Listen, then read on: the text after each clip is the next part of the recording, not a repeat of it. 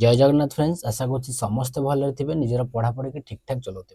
तो फ्रेंड्स आज आम वीडियो आलोचना करवा कि 20टी ओडिया व्याकरण क्वेश्चन उपर 20टी ओडिया ग्रामर उपर रहिबो क्वेश्चन जोटा कि टोटल 20 मार्क प्रश्न रहिबो। जो माने 10 प्लस स्कोर करेंगे से माने निश्चय कमेंट सेक्शन में कमेंट करेंगे कि सर मो 20 रु 10टी क्वेश्चन ठीक अच्छी, कारण ये क्वेश्चन ही से रही 10टी क्वेश्चन 10टी 10 मार्क रखा 10टी क्वेश्चन ठीक करवा काठिकर पाठ कले चले, काठिकर पाठ कहले चले। तापर से जहाँ भी हो देखा केते तुम ठीक कर भूल कर कमेंट सेक्शन निश्चय जन। चैनल प्रथम सर आसते चैनल टी सब्सक्राइब करने सहित वीडियो को सांगसाथी मान सहित अधिक शेयर कर। तो बोले समस्ते पूर्व वीडियो कहते सर इजी क्वेश्चन हो इजी क्वेश्चन हो क्वेश्चन टी लेवल हार्ड करूँ। तो देखो ये 20टी क्वेश्चन तुम के ठीक कर मतलब कमेंट सेक्शन में निश्चय जन। तो फ्रेंड्स आज फास्ट क्वेश्चन देखा। फास्ट क्वेश्चन कौन है, विशोधन शब्दर सठिक संधि विच्छेद शब्द कौन हो। ऑप्शन कौन देती, ऑप्शन 1 देती बी युक्त शोधन, बी ही युक्त शोधन, बी युक्त शोधन, बी सी युक्त शोधन। तो राइट आंसर टी कौन हम ना, राइट आंसर टी हम ऑप्शन सी। जो मैंने ऑप्शन सी दौच से करेक्ट आंसर दौच। देखो नेक्स्ट क्वेश्चन कौन रही, सेकेंड क्वेश्चन रही कि पंकज शब्दटी क्यों प्रकार शब्द। तो पिले आम जानी शब्द 3 प्रकार रही है, जमीक कि तुम जानी तत्सम, तद्भव, तापर आम संस्कृत अच्छी, देशज, वैदेशिक, एमती विभिन्न प्रकार शब्द अच्छे। तो ये पंकज शब्द क्यों प्रकार शब्द। ऑप्शन कौन देती रूढ़, यौगिक, रूढ़, जोग रूढ़, देशज। तो करेक्ट आंसर टी कौन हम, आंसर टी कौन ऑप्शन सी। जो मैंने सी आंसर दौच से ठीक आंसर टी दौच। नेक्स्ट देखा कौन देती, नेक्स्ट देती उपकंठ। उपकंठ यही समासबद्ध पदटी क्यों समासर उदाहरण। यहाँ पे समास रु क्वेश्चन आसला। उपकंठ क्यों प्रकार समास। ऑप्शन ए कौन देती तत्पुरुष समास, बहुब्रीहि समास, अवैभाव समास, द्वंद्व समास। तो बोले उपटा कौन, उपटा हूँ गोटे अव्यय पद। तो यहाँ आंसर ताले कौन हम, आंसर हम ऑप्शन सी अवैभाव समास। नेक्स्ट क्वेश्चन देखिए, से पढ़ू थाए यही वाक्यटी क्यों काल और पक्ष सूचाऊँच। क्यों काल सूचाऊँच, से पढ़ू थाए जो ल ला ली ब बा बी छ छा छि सब जानी इंग्लिश टेन्स पढ़ी ओडिया जो आम काल समय पढ़ी से जानी। तो से क्वेश्चन है से पढ़ू थाए यहाँ क्यों काल बा पक्ष को सूचाऊँच। ऑप्शन कौन देती नित्य प्रभुत अतीत, असंपन्न वर्तमान, संपन्न वर्तमान, साधारण वर्तमान। तो करेक्ट आंसर कौन हम ना असंपन्न वर्तमान। से पढ़ू थाए ऑप्शन कौन हम, आंसर कौन हम ना ऑप्शन बी जोटा असंपन्न वर्तमान। वर्तमान यहाँ पे संपन्न है से पढ़ू थाए, यदि पढ़ा कार्य सरी जाता तो आम कही कार्य सरी जाइए कौन कौन पढ़ू थाए ताने कौन हम वर्तमान असंपन्न हम। नेक्स्ट क्वेश्चन देखा। नेक्स्ट क्वेश्चन कौन रही, विकसित शब्द क्यों प्रत्यय व्यवहृत होती। विकसित शब्द कौन लिखा बोले विकसित ए क्यों प्रत्यय जोग हो। ऑप्शन ए कौन देती इत, त, इत, ईसित। कौन हम आंसर, आंसर हम इत ऑप्शन ए। ऑप्शन ए जो मान दौच ठीक आंसर दौच। तब देखिए नेक्स्ट क्वेश्चन कौन रही, अग्नि शब्दर समानार्थबोधक नुहे क्योंटी। 4टा जो ऑप्शन देती कौटा भर अग्नि शब्दर समार्थबोधक शब्द नुहे। ऑप्शन कौन देती पावक, हव्यवाहन, विश्वानर, सुधांशु। तो ऑप्शन आंसर कौन हम ना तुम समझ जानते पावक, विश्वानर, हुतासन ये सब कौन, हुतासन ये सब कौन ना अग्निर गोटे गोटे प्रतिशब्द, अग्निर प्रतिशब्द बा समान अर्थबोधक शब्द, समान अर्थक बोधक शब्द। तो राइट आंसर कौन हम ना सुधांशु। तमें मत कमेंट रे कह कि जो सुधांशुटा कहार प्रतिशब्द, सुधांशुटा कहार प्रतिशब्द। नेक्स्ट क्वेश्चन देखिए। नेक्स्ट क्वेश्चन कौन देती ना अतिशय अर्थ क्यों उपसर्ग व्यवहृत हुए। अतिशय अर्थ क्यों उपसर्ग व्यवहृत हुए। उपसर्ग आम केतेटा 20टा उपसर्ग, जो अतिशय यहाँ क्यों उपसर्ग व्यवहार हुए समस्त जापर। ऑप्शन कौन देती अप, अति, परि, अनु। तो राइट आंसर कौन हम ना अति। ये स्टार्टिंग लगी अति, तो आंसर कौन हम बी अति हूँ यार उपसर्ग। नेक्स्ट क्वेश्चन देखिबा राम हरिंग ठारू अधिक चतुर एठार हरिंग ठारू केउ प्रकार विभक्ति एटा कहार क्वेश्चन ना विभक्तिर क्वेश्चन समस्त जानिथिबो ओडिया ग्रामर कहला माने फास्ट बुझेइबो समास कारक विभक्ति आ गोटे हमर छंद अलंकार विपरीत जो भोकाबुली हमर रहला विपरीत शब्द प्रतिशब्द एडा सब इंपोर्टेंट टॉपिक रहबो जदि एई 5-6 टा टॉपिक तुम कवर कर दउछ तो ओडिया ग्रामर जो 20 टी क्वेश्चन हो तो आराम से तुम 12+ स्कोर कर परिबो तो यार राइट आंसर कोन हबो ऑप्शन ए कोन देछि तृतीया चतुर्थी पंचमी षष्ठी ले कोन देछि रू ठारू मानंग ठारू को विभक्ति हबो पंचमी विभक्ति रू ठारू मानंग पंचमी रो कोतरे ऑप्शन सी रू ठारू मानंग ठारू ए सब होला पंचमी विभक्ति नेक्स्ट क्वेश्चन देखिबा कोन देछि अन्वेषण शब्दर सठिक संधि विच्छेदटी बाछ ऑप्शन ए कोन देछि अनुयुक्त एषण अनयुक्त एषण अनुयुक्त ईषण अनहयुक्त एषण तो आंसर कोन हबो आंसर हबो अनुयुक्त एषण ऑप्शन ए जो बन दउछ करेक्ट आंसर टी दउछ नेक्स्ट क्वेश्चन देखिबा राजहंस समास विग्रह कले कौन है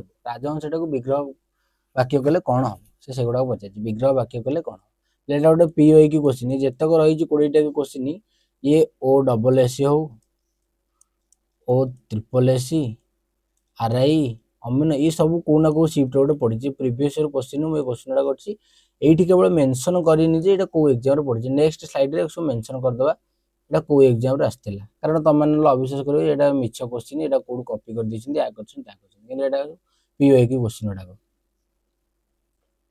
ऑप्शन ए कोन देछि राजांक हंस हंस मानकर राजा राजा ओ हंस राजा अटंती जे हंस तो आंसर कोन हबो ना हंस मानकर राजा ऑप्शन बी जो मान दउछ ठीक आंसर दउछ हंस मानकर राजा राजा हंस सेंति पथ मानकर राजा राजपथ से भले आ नेक्स्ट क्वेश्चन देखिबा आकाश कुसुम रूढ़ीर प्रकृत अर्थ कौन रूढ़ी लोकवाणी सुंदर फूल असंभव कल्पना बड़ आशा दुर्लभ वस्तु तो आकाश कुसुम यार आंसर टी कौन हम ना असंभव कल्पना ऑप्शन बी हूँ यार राइट आंसर असंभव कल्पना हूँ आकाश कुसुम कहले चले नेक्स्ट क्वेश्चन देखिबा निम्नलिखित शब्द गुड़िक मध्य केउंडी शुद्ध वा शुद्ध शब्द लेट डबल सही जे शुद्धटा भूल अच्छी एगुड़ा गला ठीक शुद्ध शब्द कले एटा ही बुझे शारीरिक दीटाक र रे दीर्घिकार देछि ए शारीरिक कोन प्रथम र रे दीर्घिकार द्वितीय र रे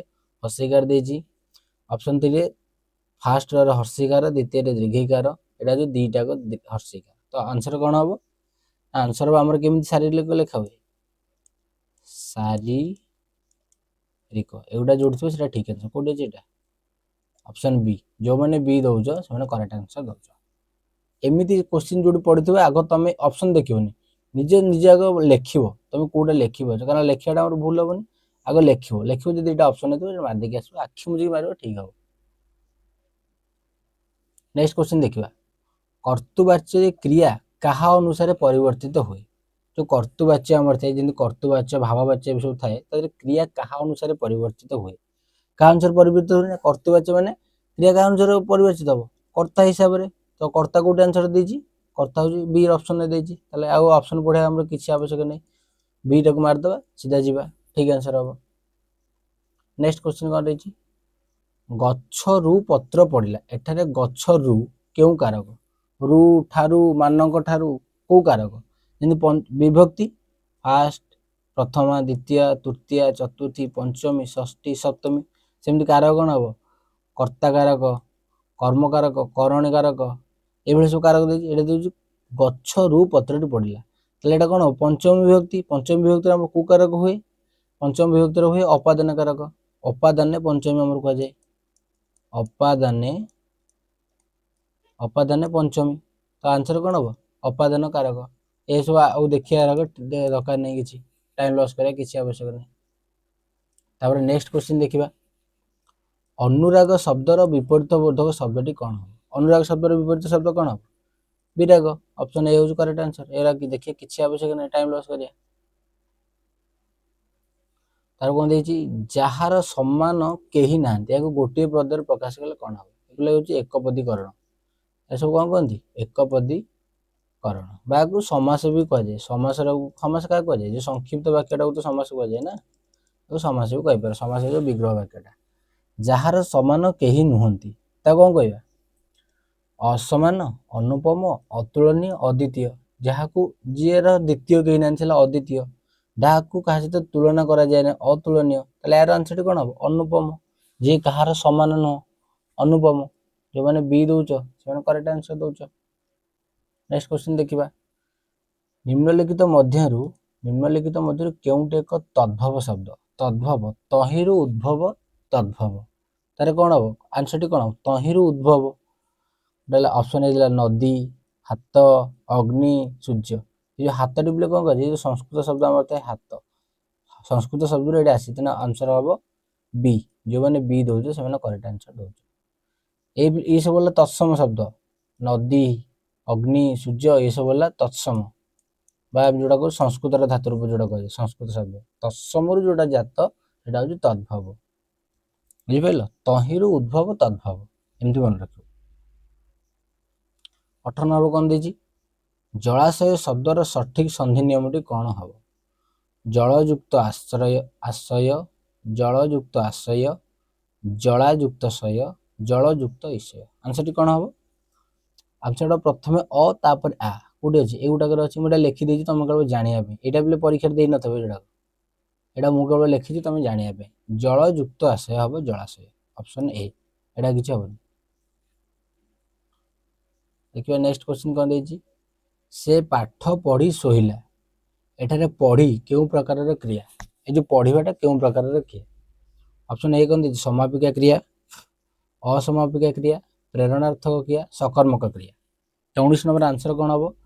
ପାଠ ପଢ଼ି ଶୋଇଲା। ଏଠାରେ ସମାପିକା କ୍ରିୟା ବୋଲି ଆମେ ଜାଣିପାରୁନେ। ପାଠ ପଢ଼ିକି ଶୋଇଲା, ଏଟା କ'ଣ ହବ? ଅସମାପିକା କ୍ରିୟା।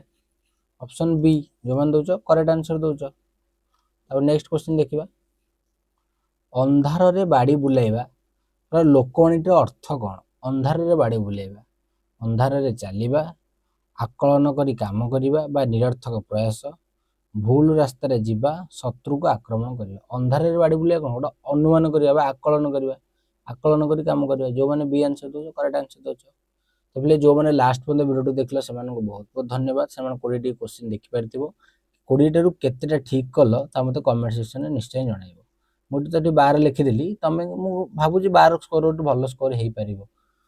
ଦେଖିବା ତମେମାନେ କେତେ ଏଠାରେ ସ୍କୋର କରିଛ, ମୋତେ ନିଶ୍ଚୟ କମେଣ୍ଟ ସେକ୍ସନରେ ଜଣାଇବ। ଚ୍ୟାନେଲରେ ପ୍ରଥମ ଥର ଆସିଥିଲେ ଚ୍ୟାନେଲଟିକୁ ସବସ୍କ୍ରାଇବ୍ କରିବା ସହିତ ଭିଡ଼ିଓଟିକୁ ମଧ୍ୟ ଲାଇକ୍ କର, ଯାହାଦ୍ୱାରା ଆଗକୁ ଆସିଥିବା ବେଳେ ନୂଆ ନୂଆ ଭିଡ଼ିଓର ଅପଡେଟ୍ ତମେମାନେ ସର୍ବପ୍ରଥମେ ଏହି ଚ୍ୟାନେଲ ମାଧ୍ୟମରେ ପାଇପାରିବ। ରହୁଛି, ଧନ୍ୟବାଦ।